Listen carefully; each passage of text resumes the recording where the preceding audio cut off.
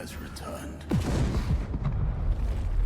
Free from their imprisonment, ancient wizard kings come, seeking lost magics and new realms to conquer, turning all whom they encounter, by choice or by force.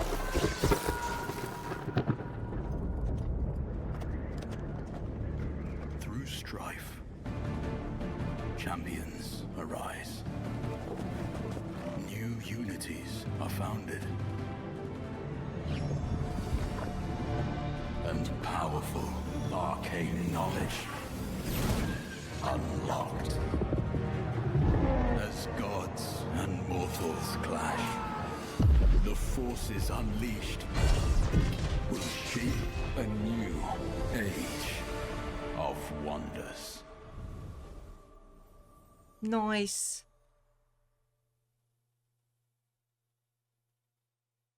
Welcome to Magehaven. Magehaven is a sanctuary between worlds. From here, powerful rulers called Godir venture to realms within the astral sea. As you conquer realms, other Godir will gather in Magehaven and join your pantheon. You will also gather pantheon experience, which unlocks new options for creating your Godir and their followers. Your pantheon will tell your story of the fourth age of wonders. Step through the world gate. Your first adventure awaits. Nice. What's good, everybody? It's Kaige-O Gaming, and welcome to potentially a brand new series, Age of Wonders 4. Now, I've been looking at this game for a little while. I know it's on the older side. I know it's got quite a bit of DLC at this point. Let me just go ahead, because music is usually loud in games. So we'll turn you down to like 60%, see how the volume is there. But I figured this could be a nice strategy game for the weekends. We just hit, if you guys haven't seen it yet, a little bit of a spoiler, but we just completed our long campaign victory objective for Dakala the Denied series. And we're kind of running 2 Total War series at a time on the channel at the moment, which I don't mind doing, but I would also kind of like to throw in another strategy game in the mix. So, I've been kind of eyeing Age of Wonders 4 for a little bit. I figured we'd dabble into it, probably today get started with just the tutorial, learn the ropes a bit. I did play a bit of Age of Wonders 3, so I have a little bit of background in this series. And then I'll kind of let you guys decide whether you want to see more of this content, if you guys would like to see a full series, if you guys would like us to go through On this screen, you choose the different scenarios, the story. You can choose a pre-made realm for a unique experience, or create a realm of your own to explore. Story realms have extra narrative telling the saga of Magehaven in the Astral Sea. Challenge realms have special rules and mechanics for experienced players, and unknown realms have randomized hidden traits that you discover as you play and are not for the faint-hearted. For your first adventure, the Fields of Rebirth is a relaxing introduction to the game. So again, I've kind of looked at the different panels and stuff. I've gotten into maybe the first like 3 turns of Fields of Rebirth. I haven't done any battles or anything, but I kind of wanted to see what the UI and stuff was like, what some of the mechanics look like. But again, I figured this could be something fun to add in the channel. Maybe this is just something that we throw in there during the weekends for a little side content, something a little fun. But again, it's up to you guys if you guys would like to see more Age of Wonders. Creating our own characters, creating our own factions, creating our own stories, I think could be a really good time. Obviously taking some suggestions, tips from you guys, content you guys would like to see within this game. So we'll just kind of see how it does. Without further ado, let's go ahead and jump into the Fields of Rebirth. It's a beginner scenario, initiation realm. The returning wizard kings first preyed on small, bountiful, and harmonic realms to hone their skills. Will you be a protector or invader of this beautiful domain? It has harmonious lands. Difficulty, this means the realm is more peaceful, but still not without danger. High tier infestation spawners are absent. Let's go on the hardest difficulty. I know strategy games. Give it to me straight. Normal is the hardest difficulty that we can play on this because it is like the tutorial. Here, you have the unique ability to create your empire and the people living in it. Whether they are deep dwarves, mystic elves, or barbarian halflings, they all make excellent followers. As your empire grows, you acquire new tomes of magic, allowing you to evolve your people into the direction you want. Be it angelic beings, undead, or other transcendent forms, this Age of Wonders will be yours. We are going to go ahead and create our faction. I feel like that's fun to do. They also have a bunch of pre-mades if you don't feel like messing with creating your own faction. You just kind of want to jump on in. In the following steps, you will create your people, followed by your ruler. For your first faction, we suggest you focus on the theme instead of the numbers. Roleplay your favorite trope or go crazy with experimentation.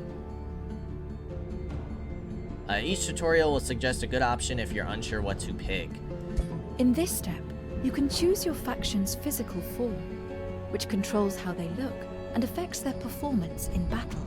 Each form has its own set of traits, which affects their abilities in battle, as well as the types of terrain they find comfortable and if they can ride special mounts. If you don't like a form's default traits, you can always change them to something else. Humans are an easy-to-play form that develop quickly and are resilient to damage. I think for just this tutorial run, we are going to go with what's suggested. I'm not going to mess with editing anything. We'll save that for some of our other runs if we do them. In this step, you will pick your people's culture, which defines your starting units and economy. Some cultures have subcultures that are slightly different units and mechanics. The icons next to the culture names are called magic affinities, reflecting your people's attunement to 6 cosmic forces. Your affinity score has a big impact on your playstyle. Feudal Monarchy is an easy-to-play culture where your ruler gives bonuses to their units in battle. Sure, we'll go ahead and stick with that. You can kind of see like the differences in units that you get depending on what culture you choose, which I think is super dope. But yeah, we'll select the Monarchy. In this step, you will pick 2 society traits, which shape how your race plays on the world map. Each society trait gives an economic bonus that rewards our particular playstyle, as well as a small starting bonus that helps you when the game starts. Some also affect your race's starting alignment, which has a big impact on how rival empires view you. Like cultures, your society traits also affect your magic affinity.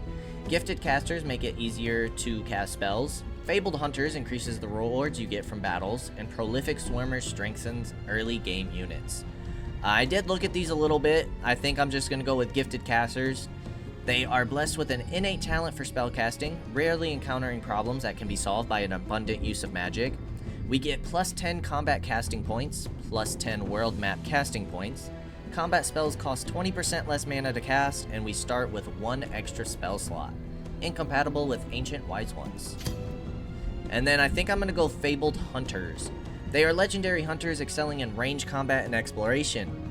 Gain 75 resources from clearing an infestation, Ancient Wanderer resource node. Units regenerate an additional 5 hit points per turn, and you start with an extra range unit. They are both recommended. I wouldn't mind checking out some of the magic in this game, and then obviously an extra unit, extra rewards, units regenerate health. Sounds pretty good to me. In this step, you will pick a starting tome, a collection of magical spells, units, and bonuses that you will be able to research to empower your empire. A tome represents a path that your race will follow as they develop through magical research. They contain spells, units, and enchantments you can use to empower and even transform your people. You will be able to choose more tomes later in the game once you've researched enough skills. The Tome of Pyromancy has a good selection of powerful fire spells, as well as 2 battle mage units to reinforce your armies. So you can kind of see here what the spells are. Summon Lesser Magma Spirit, Pyromancer, Fire Arrows, Ignite, Searing Blades, and Immolate. It does give us plus 2 Chaos Affinity, and the Ritual Pyre. What is the Ritual Pyre? Special Province Improvement, plus 10 mana income, plus 3 mana per adjacent forester, allows the drafting of Inferno Puppies, counts as forester, must be built on acquired province. Now, this is one of those things where I think I'm going to not take the recommendation, because I kind of want to play as someone good in this one, and I feel like the Tome of Faith matches, you know, usually in the fantasy world, you have like your fanatical humans who are all into religion and their beliefs and maybe a little overzealous, but I want to play towards good alignment, at least in this little run here. So we have Faithful Whisperers, Summon Lesser Light Spirit, Wrath of the Faithful, Convent, Army Heal, and Staves of Mending, which we'll look more into in a little bit. We also get +2 Order Affinity. We get the Abbey, Special Province Improvement with Knowledge, Knowledge per adjacent farm, grants status protection at the start of the next combat to all friendly units on this hex, 3-turn cooldown, counts as a research post, must be built on an acquired province and unlocked by Tome of Faith. We also get, it looks like, +5 casting points for combat and world, I believe that is. So let's go to the Tome of Faith. In this step, you will start to create your ruler, a powerful hero who accompanies your armies and carries out your will. The ruler origin grants a number of economic bonuses to your empire, as well as determining the kinds of abilities they have in combat. The champion is a good choice for a strong starting army in a large throne city. So we have the champion or the wizard king. If you guys want to briefly look over this, we are going to choose the champion. A ruler risen from the ranks of their people. Mortal champions have access to unique army leadership hero skills. Mortal champion rulers gain +20% experience. Start with +100 relation with free cities. Mortal champion rulers start with the command ability in combat, and they are champion governors. Governed city gains benefits based on the renown level of this hero. Farm bonuses, population, units cost. Target friendly non-hero unit regains its action points. Free cities. Their opinion of a ruler can value. The relation can affect the amount of allegiance gained during negotiations, and with very low relations, a free city may also declare war when on the neutral diplomatic state. Okay. In this step, you can change how your ruler looks, as well as their class, which determines their abilities in battle. Once you've chosen a class, you can choose which equipment your ruler will start with. You can always change your equipment later in game as long as the new equipment is compatible with your class. The rest of the choices only affect your appearance and the appearance of your race's units. Feel free to pick whatever you wish, it will have no impact on your stats or economy. The warrior is a powerful class focused on melee combat and survivability. Oh wow. Okay, there's quite a few classes. That's cool. We'll go ahead and stick with warrior for now. Sword and shield sound good. You can see the different starting equipment that we can get. We can be a man or woman. Body shape. We can make a short guy. Make a tall, lengthy guy. We'll just go default. You can choose any of the voice overrides for any race. Physique, arm length, all this looks good. Skin color, that's fine. Skin decoration. Well, this is interesting. Like different like body paints and stuff. We'll just go for nothing for now. He's just an ordinary human.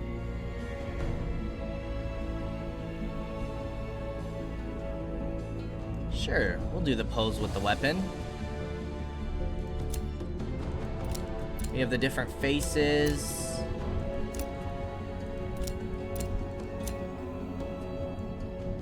We'll give him a nice stern chiseled look. Eye colors, those look a little demonic.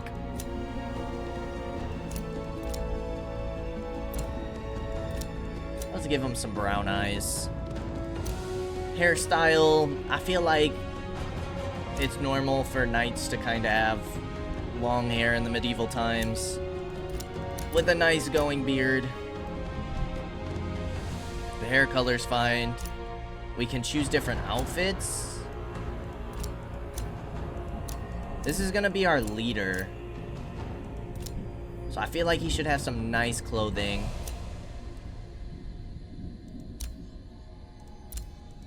We'll go ahead and give you a nice crown as well. You have different capes. I kind of like this cape with the shoulder guards. Armor color. Okay, this is like the steel. Let's go white. Oh, and we can affect what our horse looks like. We'll do a nice spotted horse.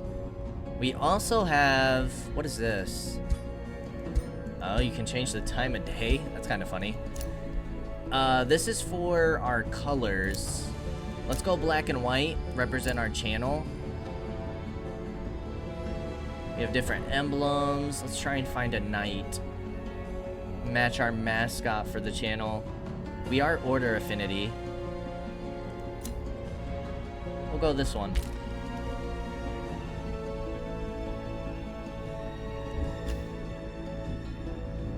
Oh, we can change this. Whoa. We can give them different mounts. I feel like we gotta go... We can have little midget ponies. Let's do the white horses like Gandalf. Army skin decorations. You guys don't need to have anything fancy. You're just humans. Armor color. We'll do the white to match the king.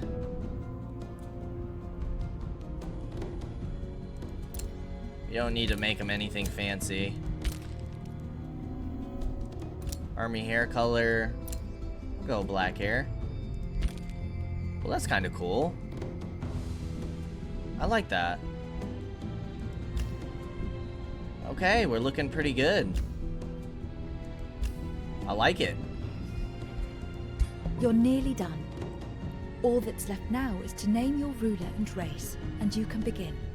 If you wish, you can also change your ruler's ambition or look at the advanced settings, which lets you customize your race even further.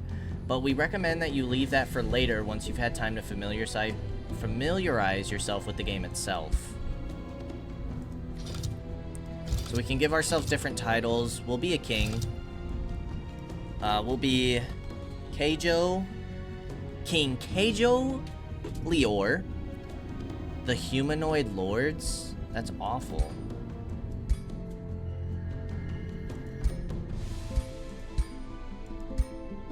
The Valiant Manlings.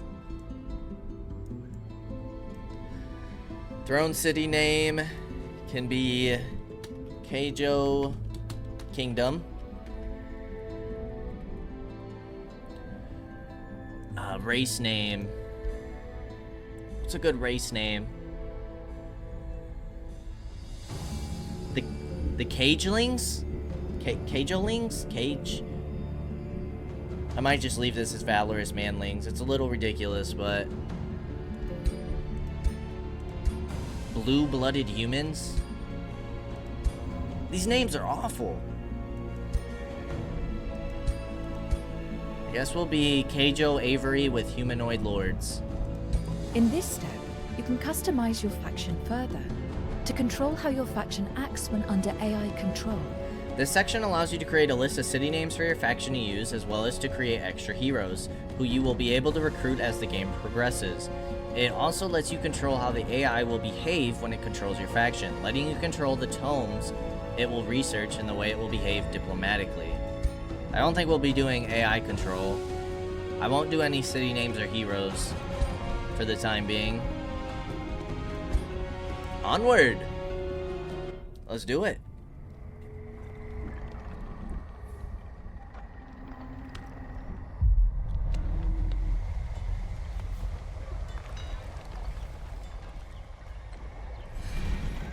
A new ruler emerges, Kaige-O Avery.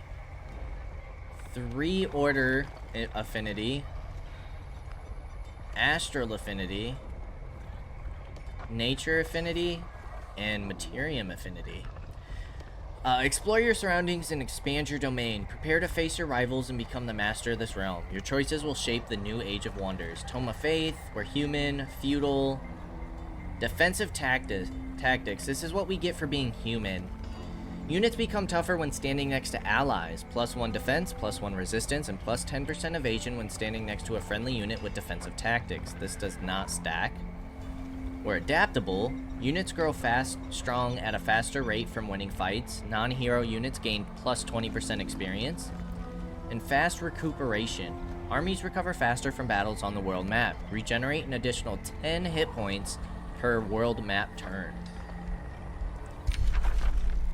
Starting magic, we have Call Militia, which summons 2 militia in the target-owned city. Wrath of the Faithful. Target enemy unit sustains 10 spirit damage plus 5 spirit damage per each friendly faithful unit in battle, up to 8. Call to Glory. For 3 turns, all friendly units gain morale plus 5 at the start of your turn. Okay, so morale's a thing in combat. High morale increases crit chance. Low morale increases fumble chance in battle and desertion chance on the world map. If a unit's attack is a fumble, a hit becomes a graze, dealing half damage. A graze becomes a miss. Very low morale further increases fumble chance and can lead to routing units in battle and desertion chance on the world map. Okay. A new Age of Wonders dawns. Allow me to lend some aid, O King. During play, messages like this will provide advice on how to achieve victory on this realm. Some of these will trigger objectives for your growing empire. Click on the question mark button on the bottom right to open additional advice and reread any tutorials you've already completed. You can disable the tutorial in the settings menu. Take some time to look around and familiarize yourself with your new surroundings. Okay, so we got the standard WASD, or we can drag and hold. To rotate, we hold and drag, and then R to reset. Easy enough. You can take a closer look at the land by zooming in, or get a better overview of the world by zooming out. Zoom out far enough to reach the overview map. Okay, easy enough. You have reached the overview map. As you explore the world, Map seems decently you'll big. have many threats and opportunities to consider. Use this to inform your strategies. Okay, zoom back in. City management. To learn more about city management, select your city. Kaige-O Kingdom on the map. You have selected one of your cities. Cities are central to your economy and allow you to build more units for your armies. Food, draft, and production are resources used to develop your cities. Gold, mana, Imperium, and knowledge are resources that can be spent on any city, unit, or spell. Locations and province improvements located in a city's domain will provide you with income. Structures can also be built to provide extra income, as well as unlocking units and boosting the city's defenses. Select the hammer button located on the right side of the city panel and choose a structure to build. Recommendations are build a storehouse or militia barracks, and I believe this is food and production. We have 21 production and 33 food. I know if we get more food, we'll increase our population, and once this fills up, which we need 3 turns, we can get another province, which allows us more resources. So let's go. These do take 7 turns to complete, which is pretty crazy. Let's start with the militia barracks. Speeds up production of new units and city structures. Cities also recruit your units. Units cost upkeep every turn, so keep an eye on your income to ensure you can pay for your units. Select the helmet button located under the production queue and choose a unit to recruit. Your faction's scout unit is the scout. Objectives: preparing to scout. Okay. Let's make a scout then.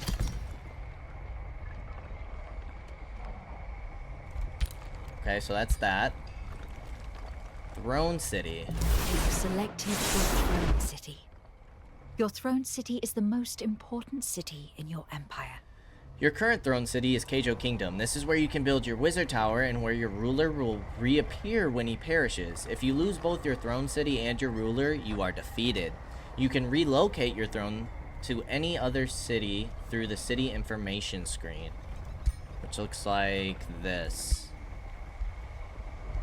Okay. Give a whispering stone to the city. This will passively improve your city stability by 2 per turn, up to a maximum bonus of 20.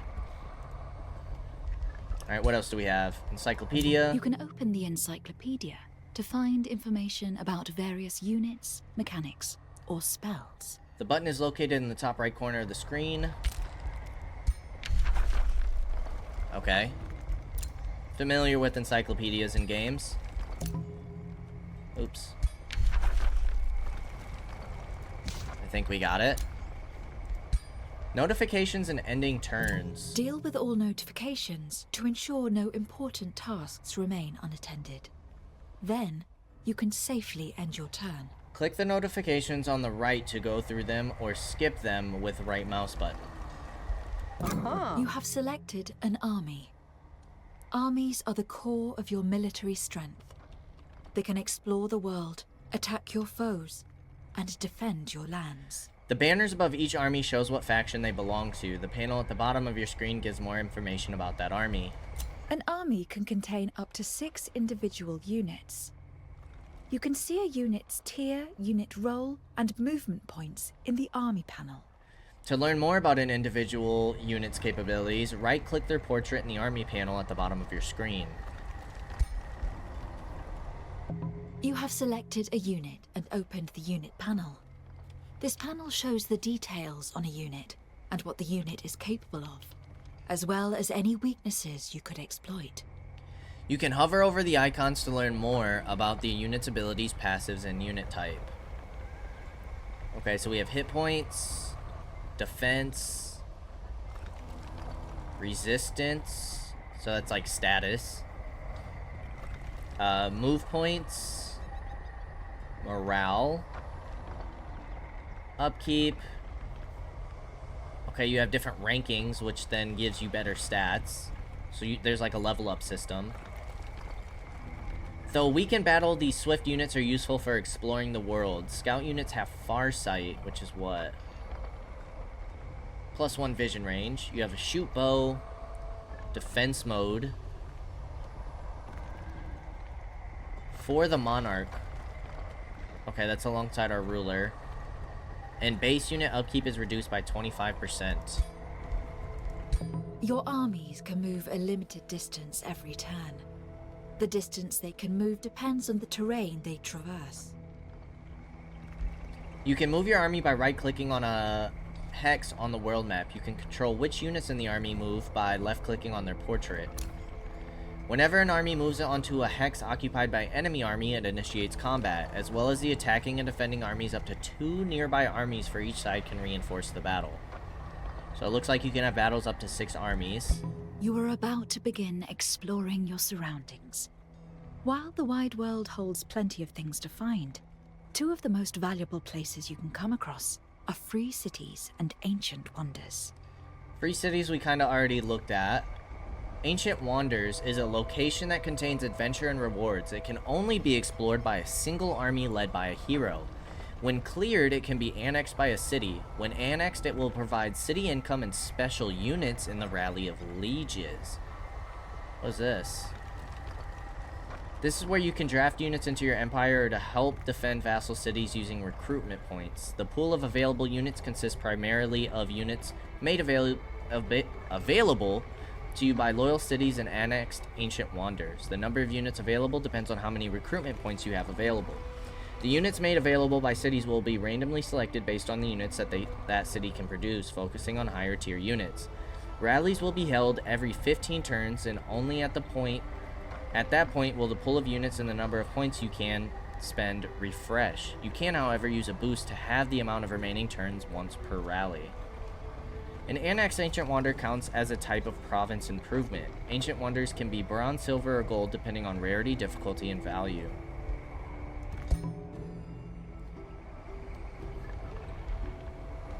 Okay. What is this? You have encountered a node. They provide additional yield to the province they are located. To gain the benefits of this node, you will need to annex its province to one of your cities. What is this? Knowledge stash, a bunch of dusty scrolls and scribbled parchments that hold all kinds of secrets. Moving your army onto it will instantly grant you some knowledge. Knowledge is a collective arcane wisdom of your sages and wise men as they explore the secrets of the magical affinities. Used for researching spells and other skills from tomes. Unlocking a tome increases the knowledge cost of all skills in future tomes. If there is no active research, then leftover knowledge will be kept as surplus. Gain knowledge by collecting pickups, building certain city structures, and building research posts in provinces. Okay, we have an enemy army. You have found an army of marauders. These often guard important locations and grant a reward when destroyed. Not all neutral armies are the same. An army bearing the Tower banner represents a free city. A black banner with a skull signifies a marauder guard. The red banner with a skull signifies an army belonging to an infestation. Attack an enemy.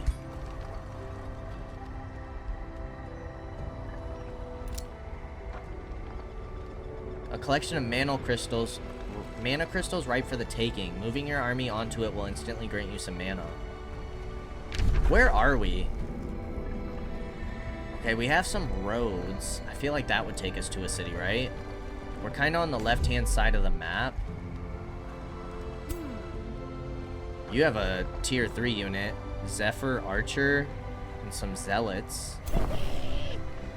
These guys are all level 1. Maybe we should start... It's a low-risk battle. This is also low risk. It says this battle would actually be easier, right? That's what that 230 means. Well, let's go grab this knowledge.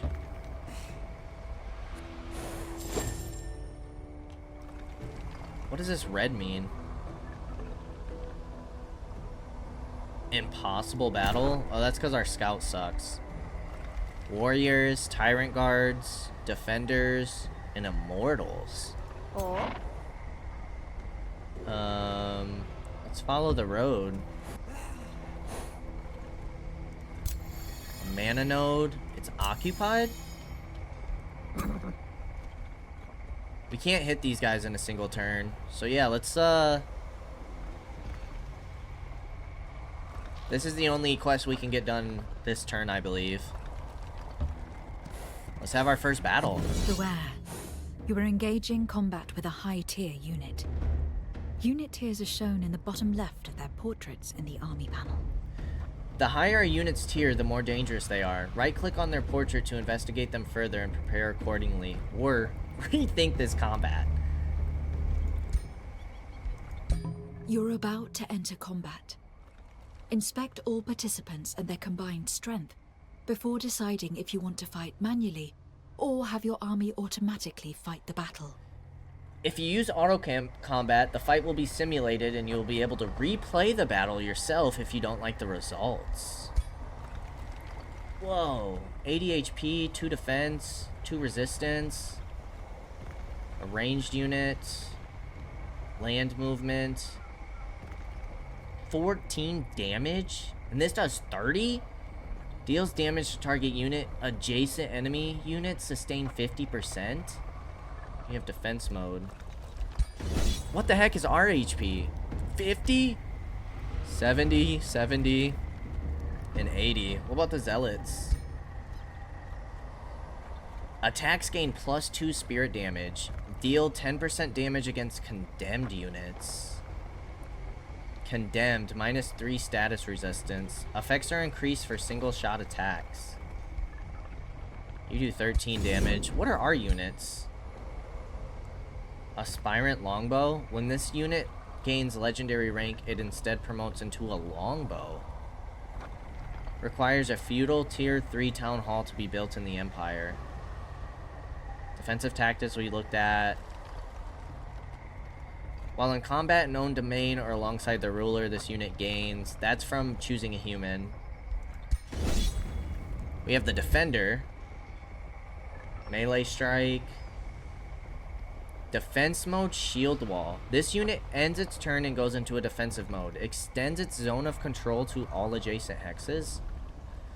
A unit's zone of control is the 3 hexes in front of it. The zone of control blocks enemy movement and determines where the unit can perform a retaliation attack. Going into defense mode extends the zone of control to all adjacent hexes. +2 defense, +2 resistance. Immune to flanking. All adjacent friendly units gain 3 defense. Heavy shield, +1 defense and +1 resistance, ignored by flanking attacks. This unit has +3 defense against non-flanking attacks. Bannerman. Banner Smite. Single magical attack at target unit. Sunder defense. Base 60% chance of inflicting sunder defenses. I would assume that weakens their defenses. And status resistance. That stacks up to 10 times. Affected by line of sight rules. Cannot be used within an enemy zone of control. Ooh, Soothing Standard. Target friendly unit gains hit points and morale. Enter defense mode after using. Defensive mode. All adjacent friendly units gain 3 resistance and 3 status resistance. So this is like, the shield wall. All adjacent friendly units gain +1 defense and +1 resistance. That's just a passive effect. You have selected a hero. Heroes lead your armies around the world. Only they have the authority to explore ancient wonders and start sieges. They can also construct outposts in order to found cities. Level up heroes by using them in combat and equip them with items you find as loot. Instructor. This hero aims to lead the most experienced force in the world.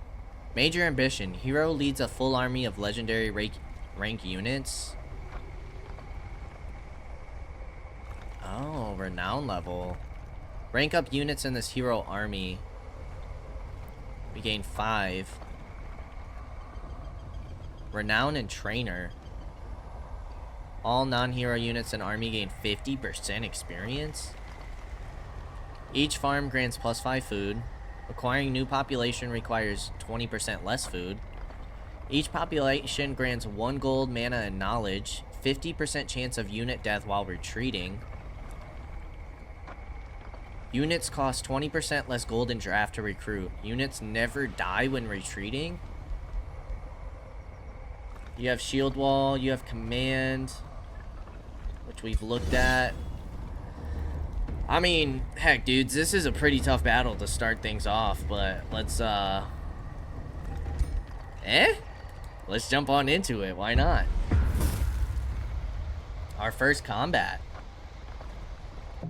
Welcome to the field of battle. Here, you must kill or rout your foes in order to claim victory. The defending army always takes the first turn, followed by the attacking army. You have selected a unit. It has 3 action points to spend on moving and using abilities. Different abilities have different action point costs, and some trigger once per action point available. Using an ability will almost always end a unit's turn. As you plan movement, you can see the numbers of action points you will have available at your destination. This is a ranged unit, which excels at dealing physical damage from a distance. It is vulnerable to melee attacks and should be kept in the back line. Okay, so I'm assuming the red is their movement, and then their range. So they won't be able to get in range of us yet. You guys just have the melee strike, right? This is a shield unit, a frontline melee fighter. When entering defense mode, it grants a bonus to adjacent allies, protecting them against physical attacks. Okay. Now, isn't there a way to face a unit a specific way.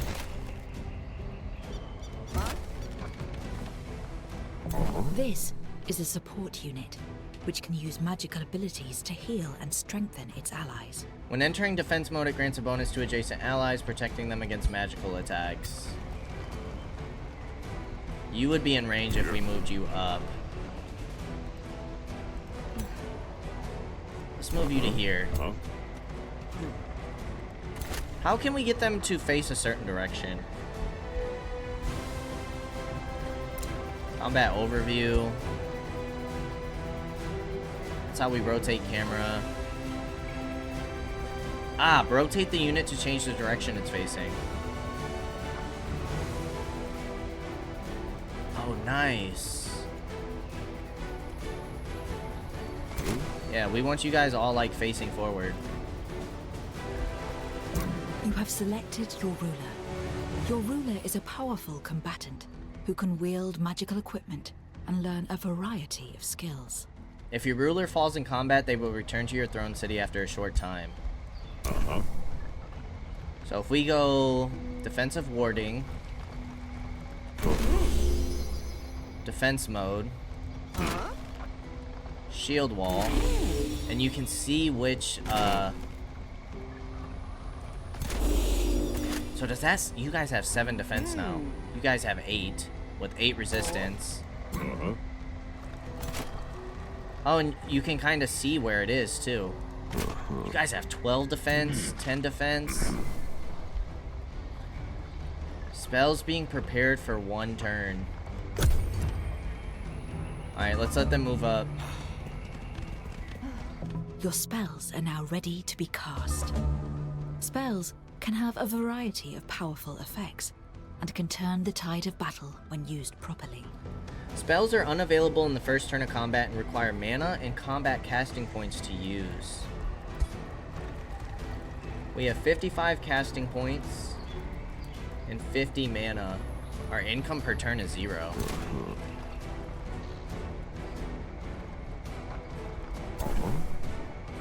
What's your range? Oh, we can see, okay, we can see what your hit chance is. Lucky Sunflowers. Units on this position gain plus 10% critical hit chance. Can we see what your crit chance is? How do I inspect a unit, or can I not on this screen?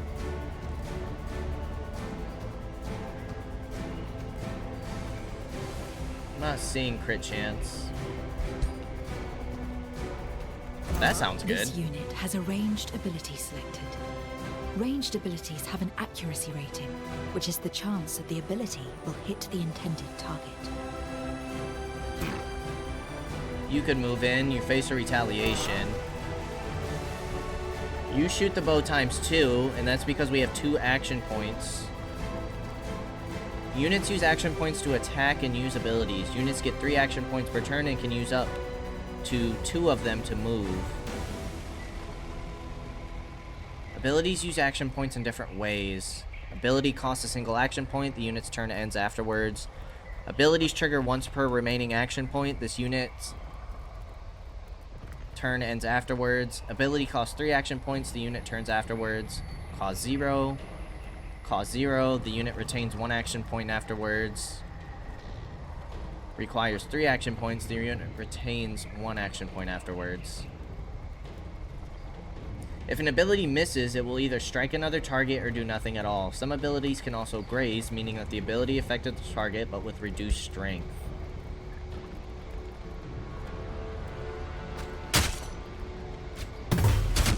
Ooh. Ooh. Critty and Sunder defenses.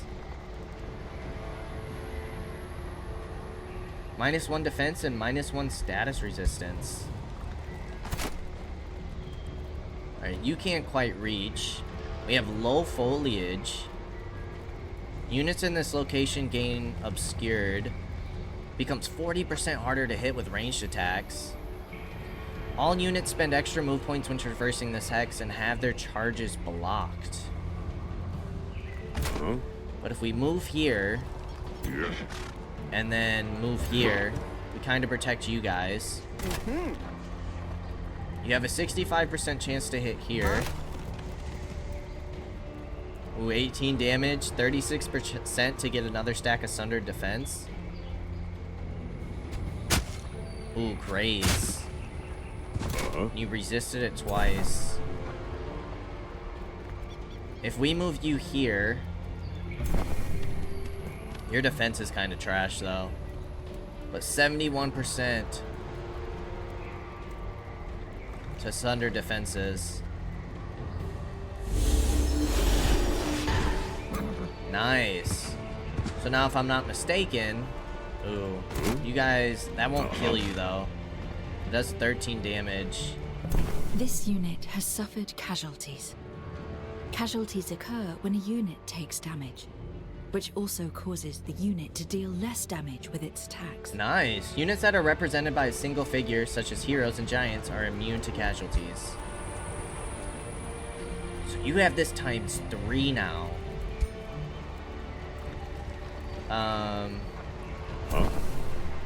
Oh, we can't change your direction. I think we're gonna go defensive here, although what we could do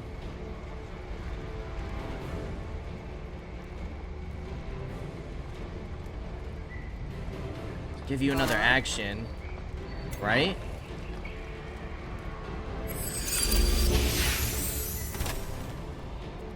Ooh, potentially 30 damage, and it looks like it'll kill.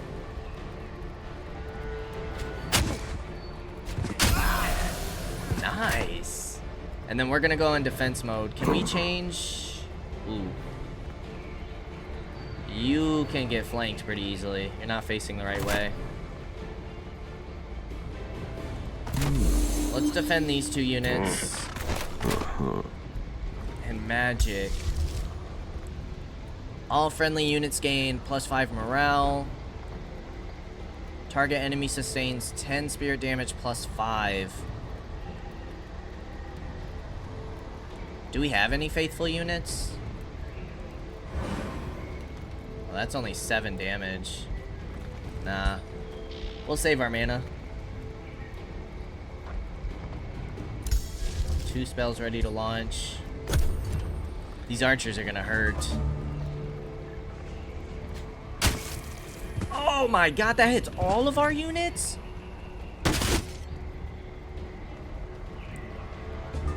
Didn't that get rid of like all the cover?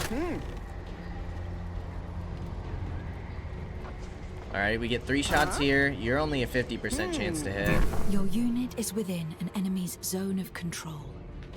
When a unit moves into an enemy's zone of control, it becomes temporarily pinned and cannot move for the rest of the turn. Moving out of a zone of control can trigger an opportunity attack. While an enemy zone of control, many ranged magical abilities will be unavailable. You can heal. Well, let's try and kill you with the archers.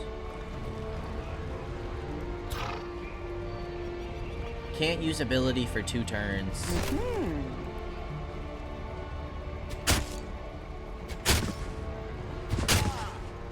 Nice, sundered your defenses twice. This is only 50%. But if we move to get a 90%... Ooh, you could engage in melee.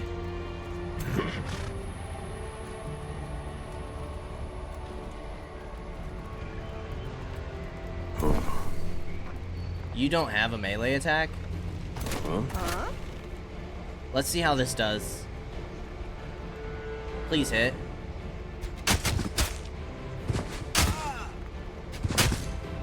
Okay, we got 1 graze.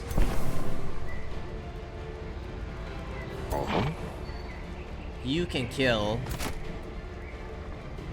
You have 7 defense, 64 health. What do you guys do? Oh, jeez. 14 damage, that's per shot. But you can kill.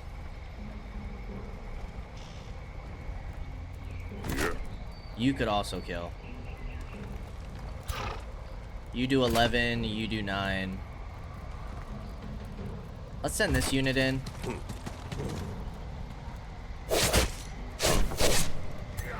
You can finish off this unit.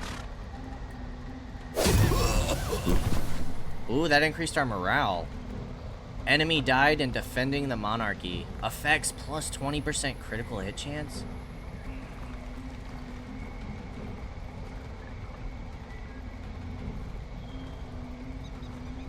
If we get you here, you guys get another 10% critical hit chance.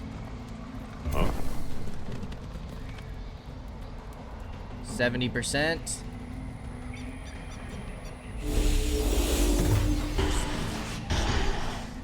A crit. We knocked him down a unit, which means you guys do 10 damage per shot now. We're gonna save our magic. Everybody's moved. Let's end the turn. Low morale. That was an attack of opportunity.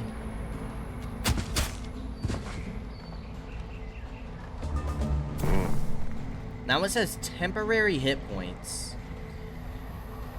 Temporary hit points are given to a unit when it is healed in combat. When a unit takes damage, temporary hit points are lost first. When combat ends, all temporary hit points are removed. I gotcha. Alright, best you're gonna get is 50%. Let's move here. Missed. You're also gonna get 50.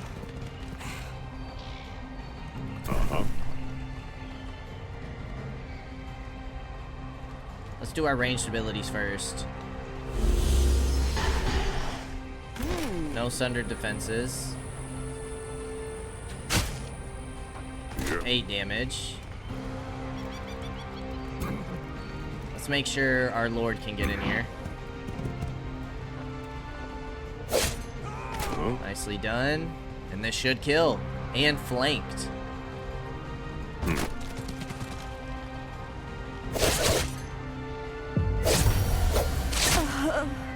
Nice. We'll take it. Looks like we got some rank ups as well.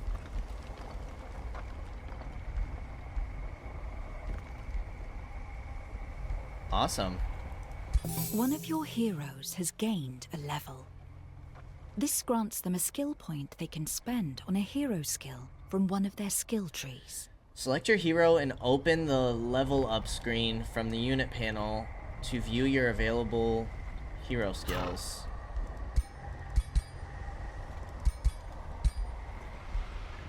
How do we do that? Ah, here. Right? Whoa. Whoa. Signature skills. Whoa. Okay, so we can buff up command. We have Mortal Champion. While Army Leader, all non-hero units in the army grant 1 defense and 1 resistance to adjacent friendly units. While Army Leader, all non-hero units in the army grant plus 10% damage to the attacks of adjacent friendly units. Plus 2 experience each turn, non-hero units. And non-hero units in the army gain 10% regen.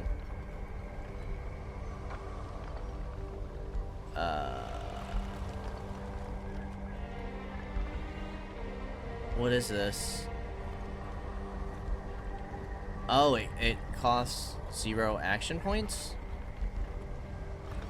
This effect jumps to an additional target within 3 hexes? That sounds amazing. Plus 1 defense and max hit points, or plus 10% melee attack damage and max hit points. I think we go coordinated command. Give 2 units additional action points? Yeah. I like how we can adjust appearance. If we inspect you, you're the soldier, so you get plus 10 HP. Nice. What about you guys? Same for you. And you're getting there. What do we have here? Lesser Storm Spirits.